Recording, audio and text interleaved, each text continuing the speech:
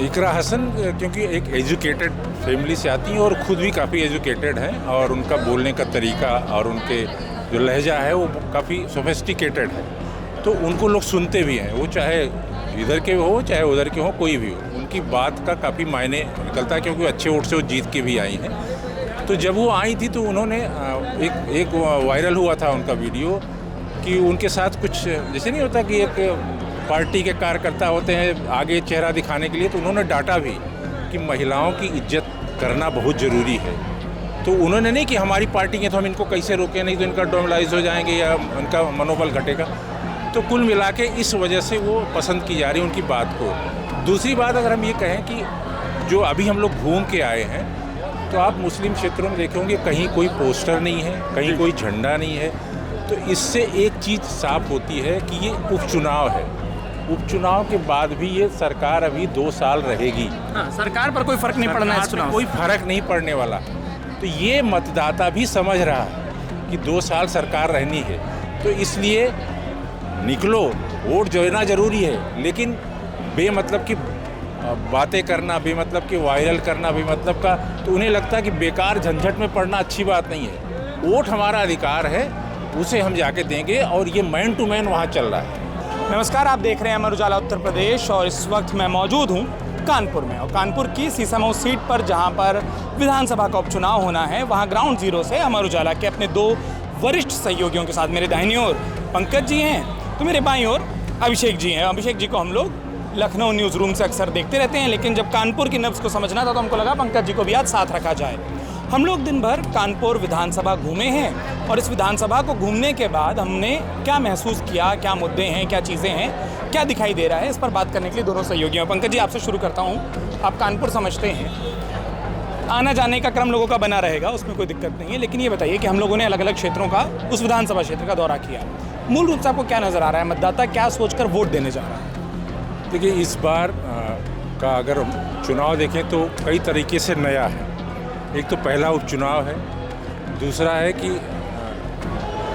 जो मुस्लिम क्षेत्रों में और जो एक बांटने वाली बात हो रही, उसमें अगर हम ना जाके बात करें तो एक नई चीज़ ये दिख रही है कि पहली बार भाजपा मुस्लिम बूथों पर अपने बस्ते लगा रही है और पहली बार मुस्लिम क्षेत्र से जो एक कहा जाता है कि प्रत्याशी, वो मंदिरों में जाके जल चढ़ा रहा। तो ये आप एक पहली बार ऐसा नया आपको वो दिख रहा होगा। तो ऐसे नहीं कर सकते कि आप कोई बंटवारा जैसा जो एक दिख रहा है वो दोनों तरफ दिख रहा हो। और ये वोट जो जीता जाता है, अगर आप कहें कि वोट जीता कैसे जाता है, तो वो वोट जब तक इधर का वोट नहीं उनको मिलेगा, जब तक उधर का नहीं मिलेगा, तब तक वो बैलेंस जीत वाला नहीं बन पाता है। और इस बार भी यही दिख रहा है कि जीत हार इसी तरीके से होने वाली है। आप जीत हार का एक बैलेंस बता रहे हैं अभिषेक जी। हम लोग उस ग्राउंड जीरो पर खड़े हैं जहां थोड़ी देर बाद मुख्यमंत्री योगी आदित्यनाथ आएंगे और एक रोड शो को करेंगे सीसामऊ में। कार्यकर्ताओं के हाथ में पोस्टर है जिसमें बटोके कटोके का जिक्र है, कुछ जगहों पर नारे लिखे हैं कि देश बाबा साहब के संविधान से चलेगा, ना किसी फतवा से चलेगा, ना किसी और तरीके से चलेगा। पंकज जी एक समीकरण बता रहे हैं, लेकिन अक्सर नेता एक दूसरे समीकरणों को ज़्यादा आसानी से अपनाते हैं। क्या ध्रुवीकरण आपने सीसामऊ में महसूस किया? बहुत सीधा पूछूं तो देखिए, ऐसा है कि ये सीट 25 साल से समाजवादी पार्टी के पास है और ये सीट इस बार भी बाई इलेक्शन चुनाव है और दोनों ही दलों के लिए प्रतिष्ठा का सवाल बन चुकी है। और इसी का परिणाम है कि आप देख सकते हैं कि 7 दिन के अंदर मुख्यमंत्री का दूसरा दौरा है केवल इस सीट पर। और दूसरी तरफ ये भी माना जा रहा है कि इस दौरे के बाद 18 तारीख को सपा प्रमुख अखिलेश यादव भी यहाँ पर अपना रोड शो कर सकते हैं। तो सीट की अहमियत आपको इसी से पता चल सकती है कि किस तरह से सरकार, शासन, प्रशासन इसको लेकर संजीदा है, गंभीर है। इसमें कोई शक नहीं। अभी हम लोग हर जगह गए हैं, तमाम हम लोग मुस्लिम डेंस बेल्ट में भी गए हैं, दूसरी बेल्ट्स में भी गए हैं, तो कहीं ना कहीं ये एक बंटवारा, जिसको हम शब्द दे रहे हैं, बंटवारा तो नहीं कह सकते हैं, लेकिन ये तय है कि जो है वोटों का पोलराइजेशन कहीं कहीं होता हुआ दिख रहा है। पोलराइजेशन है, भले वो सामने कैमरे पर ना कहें, लेकिन जब हम ऑफ द कैमरा बात करते हैं तो तमाम ऐसे मुद्दे हैं जिन मुद्दों के कारण ऐसा लगता है कि ये वोटों का पोलराइजेशन हो सकता है। जैसे अभी हम लोग जब टहल रहे थे, घूम रहे थे, तो मुस्लिम बेल्ट्स वालों का कहना था कि जो इधर हाल फिलहाल प्रशासन ने सीलिंग की कार्रवाई की है वो एक पर्टिकुलर एक बेल्ट तक ही की है। तो उसका एक मैसेज जो है गलत जा रहा है, नाराज़गी हुई है, पैदा हुई है। तो कहीं ना कहीं ये दोनों ही वोटरों को पोलराइज करने का एक हमें यहाँ पर एक माहौल दिखा, लेकिन उसके साथ साथ ये भी दिखा है कि पहली बार कोई बीजेपी का प्रत्याशी मुस्लिम इलाकों में जाकर वोट मांग रहा है। ये खुद इस मुस्लिम बेल्ट के लोगों का कहना है और इसको उन्होंने पॉजिटिवली लिया है, उसका स्वागत भी किया है कि चलिए कोई हमारे पास आया और हमसे वोट मांग रहा है। वोट देना ना देना ये बात की बात है। आप एक बात का जिक्र कर रहे हैं पंकज जी, आप ज़मीन पर रहे और आपने कानपुर से कई सारी ग्राउंड स्टोरी भी की। मैं एक दो चेहरों की बात करना चाहता हूँ और मैं जानबूझकर इरफान सोलंकी अभिषेक जी के लिए छोड़ दे रहा हूँ। आपसे मैं बात करना चाहता हूँ एक दो प्रचार की। इकरा हसन आई, खूब देखा गया, खूब पढ़ा गया कि उन्होंने किस तरीके से प्रचार किया। जो हमने सुना है इकरा हसन के बयान उससे कुछ अलग थे। उन्होंने कहा था कि हिम्मत बना कर रखो, शांत रहो, लेकिन वोट देने ज़रूर निकल जाना, तब तक चुप रहना। क्या समाजवादी पार्टी की एक अलग रणनीति है जो हमको ऐसे बड़े बड़े रोड शो में, बड़े बैनरों में, जैसे हम घूमे भी, हमको सपा के वो बड़े बैनर, बड़े रोड शो नहीं दिखे, लेकिन वो जिसको हम बोलते हैं मैन टू मैन मार्किंग, घर घर पहुँच रहे हैं। सपा ज़मीन पर क्या कर रही है और थोड़ा फिर भाजपा क्या कर रही है वो भी बताइए। इकरा हसन क्योंकि एक एजुकेटेड फैमिली से आती हैं और ख़ुद भी काफ़ी एजुकेटेड हैं और उनका बोलने का तरीका और उनके जो लहजा है वो काफ़ी सोफिस्टिकेटेड है, तो उनको लोग सुनते भी हैं। वो चाहे इधर के हो चाहे उधर के हो, कोई भी हो, उनकी बात का काफ़ी मायने निकलता है क्योंकि अच्छे वोट से वो जीत के भी आई हैं। तो जब वो आई थी तो उन्होंने एक वायरल हुआ था उनका वीडियो कि उनके साथ कुछ जैसे नहीं होता कि एक पार्टी के कार्यकर्ता होते हैं आगे चेहरा दिखाने के लिए, तो उन्होंने डांटा भी कि महिलाओं की इज्जत करना बहुत ज़रूरी है। तो उन्होंने नहीं कि हमारी पार्टी है तो हम इनको कैसे रोकें, नहीं तो इनका डोमलाइज हो जाएंगे या उनका मनोबल घटेगा। तो कुल मिला के इस वजह से वो पसंद की जा रही है उनकी बात को। दूसरी बात अगर हम ये कहें कि जो अभी हम लोग घूम के आए हैं तो आप मुस्लिम क्षेत्रों में देखेंगे कहीं कोई पोस्टर नहीं है, कहीं कोई झंडा नहीं है। तो इससे एक चीज़ साफ होती है कि ये उपचुनाव है। उपचुनाव के बाद भी ये सरकार अभी 2 साल रहेगी। हाँ, सरकार पर कोई फर्क नहीं पड़ना है, इस चुनाव कोई फर्क नहीं पड़ने वाला। तो ये मतदाता भी समझ रहा है कि 2 साल सरकार रहनी है, तो इसलिए निकलो, वोट देना जरूरी है, लेकिन बेमतलब की बातें करना, बेमतलब की वायरल करना, बेमतलब का, तो उन्हें लगता है कि बेकार झंझट में पड़ना अच्छी बात नहीं है। वोट हमारा अधिकार है, उसे हम जाके देंगे और ये मैन टू मैन वहाँ चल रहा है। अब जो मैंने आपके लिए पूछा और ये मैंने जानबूझ के आपके लिए छोड़ा था क्योंकि भले ही आप हमारे साथ लखनऊ में सहयोगी हों, लेकिन रहने आप इसी शहर के वाले हैं, बहुत अच्छे से कानपुर समझते हैं। इरफान सोलंकी मैदान में होते हैं, चुनाव जीतते हैं, आपने वो 2 दशक से ज़्यादा का इतिहास बता दिया। इरफान सोलंकी मैदान में नहीं है, नाम हो सकता है, व्यक्ति इस बार नहीं है, सलाखों के पीछे हैं। कितना फ़र्क पड़ता है इरफान सोलंकी नहीं होने का? क्या वो इतना बड़ा नाम है? इरफान सोलंकी नहीं है इसका फ़र्क तो है, लेकिन उनके ना रहने का एक जो सहानुभूति लहर है जिसे हम कह सकते हैं, वो भी एक असर कहीं ना कहीं है। जो नसीम सोलंकी उनकी वाइफ हैं जो मैदान पर हैं, लड़ रही हैं, तो इरफान सोलंकी और नसीम सोलंकी में ज़मीन आसमान का फ़र्क है।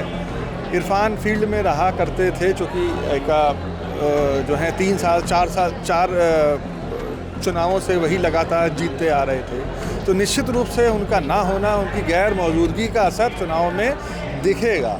लेकिन उनकी इसी गैर मौजूदगी का ही फ़ायदा लेने का प्रयास शायद सपा जो है कर रही है, और तभी नसीम सोलंकी को जो टिकट दिया गया उसके पीछे भी यही उद्देश्य है कि जो सहानुभूति की एक लहर है जो मुस्लिमों में भी हो सकती है और गैर मुस्लिमों में भी हो सकती है, वो कहीं से भी आ सकती है। क्योंकि ये इस सीट की एक ख़ास बात मैं आपको और बताऊं, इस सीट से ज़्यादातर वही कैंडिडेट जीता है जिसको दोनों का ही वोट मिला है। केवल एक वर्ग का या एक धर्म का, एक व्यक्ति विशेष का वोट मिलने से कोई भी पार्टी, कोई भी कैंडिडेट यहाँ पर आज तक जीता नहीं है। जिसको दोनों का ही वोट जो है मिलेगा वही जीतेगा, और ये बात समाजवादी पार्टी भी जानती है, ये बात बीजेपी भी जानती है। चलिए एक सवाल अंतिम जो आप लोगों से होगा, एक नारा, क्योंकि हमने सपा की तो बात कर ली, इकरा की बात कर ली, इरफान की बात कर ली, अगर बटेंगे तो कटेंगे, और इस नारे को खूब प्रचारित किया जा रहा है। और ख़ास तौर पर सीसामऊ, वो विधानसभा जहाँ वो पोलराइजेशन दिखता है जनसंख्या के आधार पर, वो ज़मीन पर कितना है वो नारा, या उस नारे से बने हुए और ढेर सारे उपनारे जो भी पिछले कुछ दिनों में बने हैं?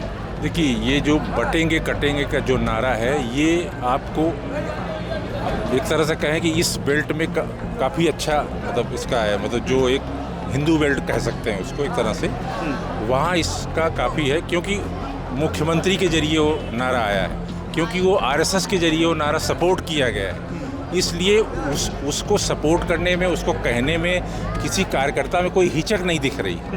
एक होता है ना कि नीचे से कोई चीज़ आए तो वो यार ऐसा नहीं करो, पता नहीं ऊपर क्या सोचा जाएगा। जब वो ऊपर से कोई चीज़ आई है तो उन्हें लगता है कि ये प्लान्ड है, वो मतलब योजनाबद्ध तरीके से है। तो वो बहुत अच्छी तरीके से यहाँ दिख रहा है। और आप देख रहे हैं कि ये जो आज रोड शो दिख रहा है उसमें भी ये काफ़ी अच्छी तरीके से महिलाएं एक प्लेट लेके चल रही हैं जिसमें ये लिखा हुआ है, बाकायदा लिखा है कि कटेंगे बटेंगे तो कटेंगे। तो ये दूसरा जो उधर हम लोग अभी घूम के आए हैं, वहाँ नारा भी है, प्रचार भी है, घर घर पकड़ भी है, लेकिन बाहर कुछ नहीं।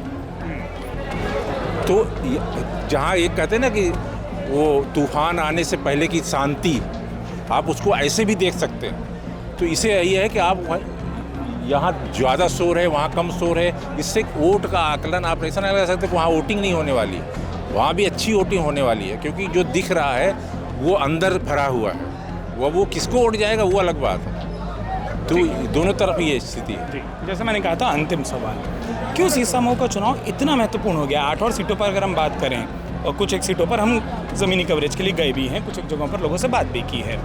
बड़ा दिलचस्प समीकरण यहाँ के हो गए हैं और बहुत ज़्यादा फोकस है। मतलब हम भी उस दिन आए जिस दिन रोड शो है, और जैसे आप बता रहे हैं कि शायद वो अकेली विधानसभा होगी जहाँ दोनों पार्टी के बड़े नेता 2-2 बार आएंगे, अकेली विधानसभा। ये महत्व बता दीजिए अंतिम में। देखिए 1989 राम मंदिर आंदोलन शुरू हुआ। 1991 में जब चुनाव हुए हैं, उस सीट पर पहली बार भाजपा, उस चुनाव में पहली बार भाजपा यहाँ से जीती थी। तब ये सीसामऊ सीट नहीं है, आर नगर सीट कहलाती थी। 2008 के परिसीमन में दोनों चेंज हो गया। 1991 के बाद से बीजेपी ने इस सीट पर जीत हासिल नहीं की है।